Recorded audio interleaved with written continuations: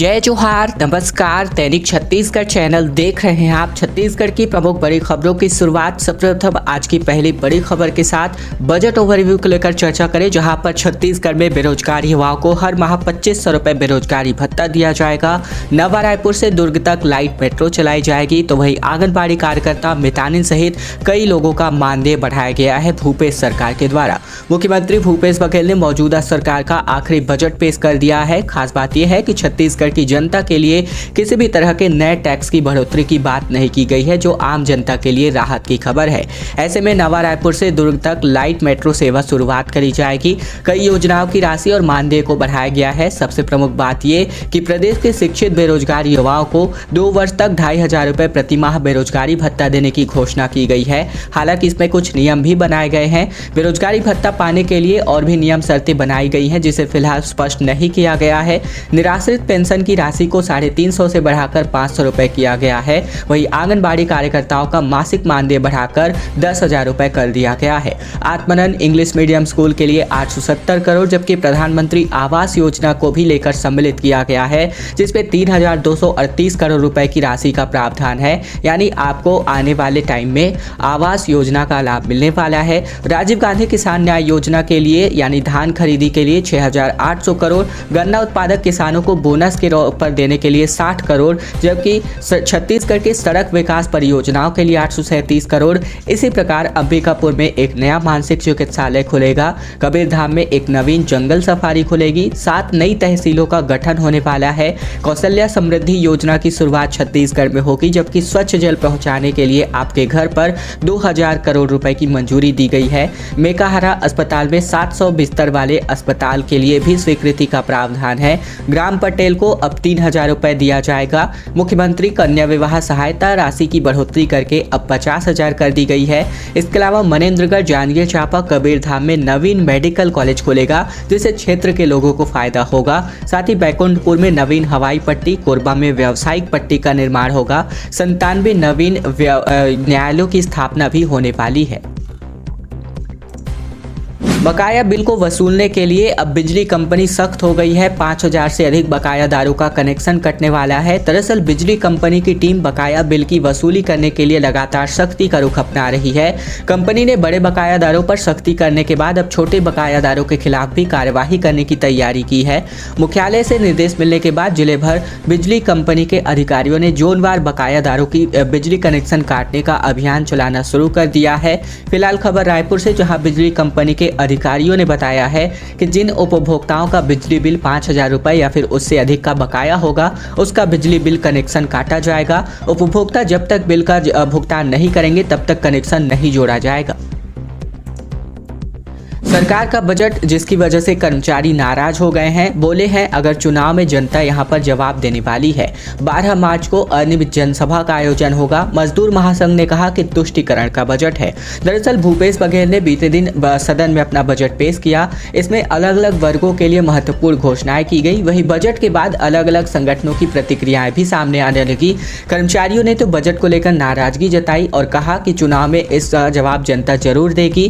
कर्मचारी 12 मार्च को सरकार के विरोध में अनियमित जनसभा भी करने वाले हैं। वहीं मजदूर महासंघ ने इसे तुष्टिकरण वाला बजट बताया है। छत्तीसगढ़ कर्मचारी संघ के अध्यक्ष दिनेश शर्मा ने कहा है कि इस बजट से तकरीबन 5.5 लाख अनियमित कर्मचारी निराश हो गए हैं। उनमें बजट को लेकर आक्रोश है। कांग्रेस सरकार ने कहा था कि हम 10 दिन के अंदर नियमितीकरण करेंगे। इसके बाद उन्होंने पहले साल किसानों का होगा, दूसरा साल कर्मचारियों का होगा, मगर ऐसा नहीं हुआ। इस बात की जानकारी दी गई।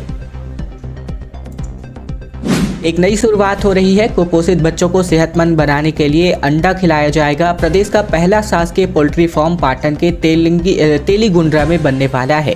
दरअसल पाटन ब्लॉक के अंतर्गत तेलीगुंडरा में प्रदेश का पहला पोल्ट्री फार्म 15 मार्च से शुरू हो जाएगा। इसका संचालन महिला स्व सहायता समूहों के माध्यम से होगा।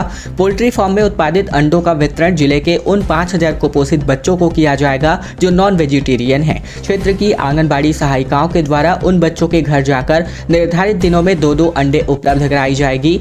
जिला प्रशासन ने ऐसे बच्चों का सर्वे किया है जिनमें से तकरीबन 5000 नॉन वेजिटेरियन कुपोषित बच्चे चिन्हांकित हुए हैं, जिन्हें 2-2 अंडा खिलाया जाएगा।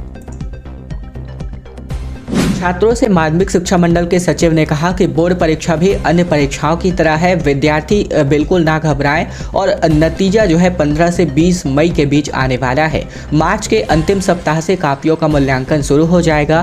15 से 20 मई तक परिणाम जारी करने का प्रयास है। बोर्ड परीक्षा के काम में लगे अधिकारी और कर्मचारियों का मानदेय भी 25% तक बढ़ाया गया है। एक शिक्षक एक दिन में 30 से 40 कॉपियों का मूल्यांकन कर सकते हैं।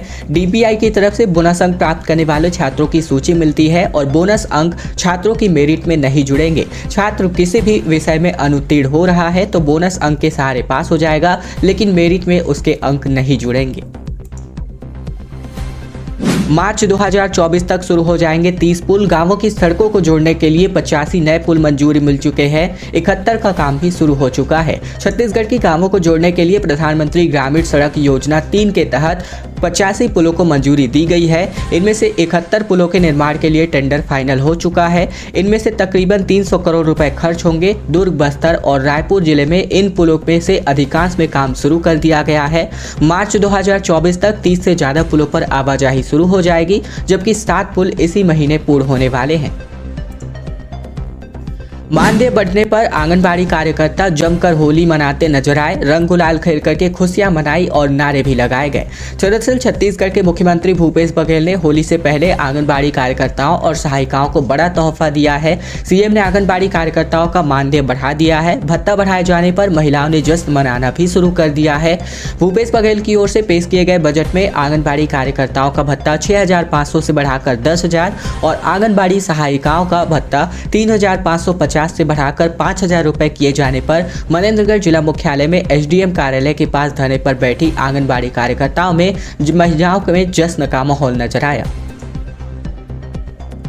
बस्तर को एक और मेडिकल कॉलेज की सौगात मिल चुकी है। संभाग के 4 जिलों के लोगों को इसका फायदा होगा। नक्सल हमले के घायलों का भी इलाज बेहतर तरीके से किया जा सकता है। छत्तीसगढ़ में दक्षिण बस्तर के सबसे प्रमुख शहर गीदम में अब मेडिकल कॉलेज खोला जाएगा। मुख्यमंत्री भूपेश बघेल ने बजट में इसकी घोषणा कर दी है। मनेन्द्रगढ़, गीदम और कबीरधाम इन 3 शहरों में तकरीबन 200 करोड़ रुपए की लागत से मेडिकल कॉलेज का निर्माण किया जाएगा और अब बस्तर में कुल 3 मेडिकल कॉलेज होंगे। गीदम में मेडिकल कॉलेज खुलने से संभाग के 4 जिलों के लोगों का इसका सीधा फायदा होगा। लेट लतीफी लगातार हो रही है अरपा प्रोजेक्ट में, जिसके ठेकेदार को 4 माह का एक्सटेंशन दे दिया गया है। दोनों किनारों के 1800 मीटर रोड बनाए जाने हैं।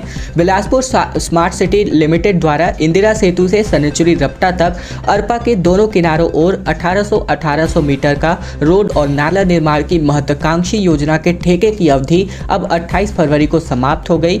स्मार्ट सिटी ने 93 करोड़ रुपए का ठेका गणपति इंफ्रास्ट्रक्चर प्राइवेट लिमिटेड को दिया। ठेका कंपनी ने अधूरे कार्य को पूर्ण कराने के लिए स्मार्ट सिटी प्रबंधन से 8 महीने का एक्सटेंशन मांगा है। स्मार्ट सिटी प्रबंधन ने कंपनी को जून तक कार्य पूर्ण करने को कहा है। अरपा प्रोजेक्ट का एस्टीमेट 93 करोड़ से बढ़कर 150 करोड़ तक पहुंचा है। ऐसे में जाहिर है कि योजना में विलंब होने के साथ ही उसकी लागत में भी बढ़ोतरी हो रही है। हादसों पर लगाम लगाने के लिए मंदिर हसौद में NHAI अब ओवरब्रिज और इसमें क्रॉसिंग के ऊपर से T शेप का PWD निर्माण बनाने वाला है। 3 साल से जो स्थान ब्लैक स्पॉट बना हुआ था, यहाँ पर निर्माण कार्य होने वाला है। मंदिर हसौद चौक पर 1 अप्रैल से NHAI 23 करोड़ की लागत से 6 लेन ओवरब्रिज बनाने वाला है। ये स्थान भी पहले ब्लैक स्पॉट ही था, जहाँ कई हादसे हुए थे। इसकी रिपोर्ट पिछले साल शासन को भेज दी गई थी। यहाँ NHAI के प्रस्ताव को पास किया गया है और अब ओवरब्रिज का निर्माण शुरू होगा। टेंडर जारी हो चुका है। रेलवे क्रॉसिंग पर ओवरब्रिज बनने से यात्रियों को ट्रेन के जाने का इंतजार नहीं करना पड़ेगा। वहीं मंदिर हसौद चौक पर होने वाली सड़क हादसों पर भी रोक लगेगी। रोजाना 30,000 से अधिक गाड़ियां यहां से गुजरती हैं। नागपुर, राजनांदगांव, दुर्ग, भिलाई और रायपुर से होकर ओडिशा जाने वाली छोटी बड़ी सभी गाड़ियां इसी रूट से होकर जाती हैं। नगर निगम बिलासपुर से खबर, जहां आउटर में 68,000 करदाता है, सैकड़ों कॉलोनियां हैं, सुविधा नहीं है, फिर भी 3 करोड़ रुपए की वसूली यहां से की जाती है।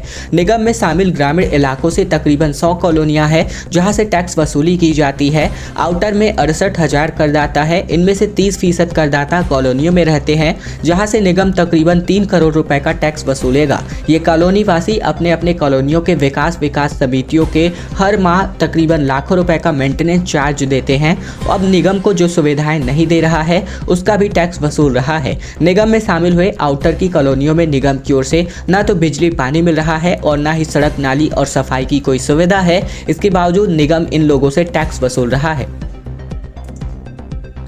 9 गांवों में हेल्थ कैंप का आयोजन हुआ। ऑपरेशन के लिए जिला अस्पताल भेजा गया। 1500 लोगों की स्वास्थ्य जांच की गई।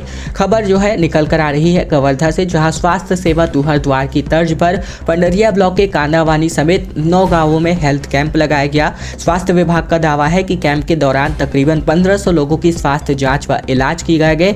वहीं गोंदवा गोड़ान में मोतियाबिंद से पीड़ित 7 मरीज मिले, जिन्हें अस्पताल के ऑपरेशन के लिए अस्पताल भेजा गया है। वनांचल के ग्राम कांदावनी, कान्हा खैरा, बासा टोला, पेंड्री टोला, इसके अलावा भल्ली दादर, बसलू लूट, इसके अलावा तेलिया पानी लेद्रा, 3 गड्ढा, इसके अलावा सेंदूर खार में स्वास्थ्य शिविर लगाया गया। 8 दिनों से पेयजल की सुविधा नहीं मिलने की वजह से परेशान ग्रामीणों ने सड़क जाम कर दिया। ये खबर आ रही है रायपुर से, जहां जल संकट झेल रहे मोहल्ले वासियों का गुस्सा बीते दिन फूट पड़ा। पिछले 8 दिनों से महामाया मंदिर वार्ड सहित आसपास के क्षेत्र के लोगों में पेयजल का संकट बना हुआ है। इससे आक्रोशित महिलाओं व बच्चों ने सड़क जाम कर दिया। दीवरपाड़ा निवासी सुलोचना धीवर के मुताबिक पिछले 8 दिनों से नल में पानी नहीं आ रहा है। हम लोग मजदूरी करने वाले हैं और अभी हम बच्चों की परीक्षा और त्योहार भी आ रहा है। घर में एक बूंद भी पानी नहीं है। निगम जब टैंकर भेजती है तो हम लोग काम पर चले जाते हैं। इस दौरान 6 बजे से सड़क पर यातायात बाधित रहा। फूल, सब्जी और भाजी से लगातार हर्बल गुलाल बनाया जा रहा है। लाल भाजी से लाल, पालक से हरा और पलास से पीला, जबकि भेजरी से पर्पल कलर बनाया जा रहा है।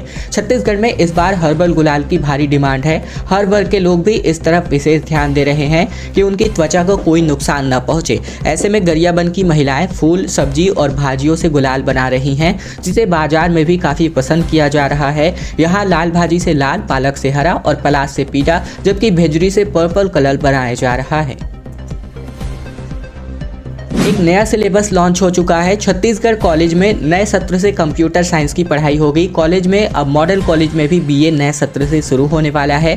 नए शिक्षण सत्र यानी 2023-24 से राजधानी समेत राज्य के कई कॉलेजों में नए कोर्सेज से पढ़ाई शुरू हो रही है। नए सिलेबस को लेकर अधिकतर कॉलेजों के प्रस्ताव पर सहमति बन चुकी है। छत्तीसगढ़ महाविद्यालय में कंप्यूटर साइंस, बॉटनी व साइकोलॉजी की पढ़ाई शुरू होगी, जबकि अटारी कॉलेज में बीए साइंस कॉलेज और शॉर्ट टर्म और वैल्यू एडेड कोर्सेज की पढ़ाई यहां पर शुरू होगी। पंडित रविशंकर शुक्ल विश्वविद्यालय की बात करें तो यहां अध्ययनशालाओं से नए कोर्सेज के प्रस्ताव मंगाए गए हैं। इसी तरह साइंस कॉलेज में तकरीबन दर्जन भर शॉर्ट टर्म और long term value added courses शुरू किए जा रहे हैं।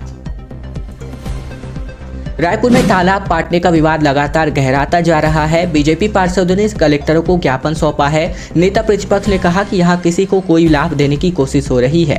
रायपुर के गीतानगर इलाके में स्थित करबला तालाब को लेकर विवाद गहराता जा रहा है।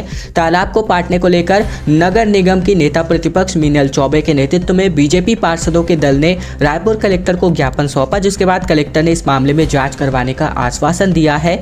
बीजेपी पार्षदों और आसपास के नागरिकों ने करबला तालाब को पाटे जाने का लगातार विरोध किया है। इधर रायपुर स्मार्ट सिटी का कहना है कि तालाब के सौंदर्यीकरण के लिए इसे पाटा जा रहा है। खैर दोस्तों, आज की खबरों का सिलसिला बस यही तक का था। अगर आपको यह वीडियो पसंद आए तो वीडियो को लाइक कीजिएगा। चैनल पर नए हैं तो चैनल को सब्सक्राइब करना मत भूलेगा, ताकि प्रतिदिन की महत्वपूर्ण खबरें छत्तीसगढ़ समाचार हम आप तक रोजाना पहुंचा सके।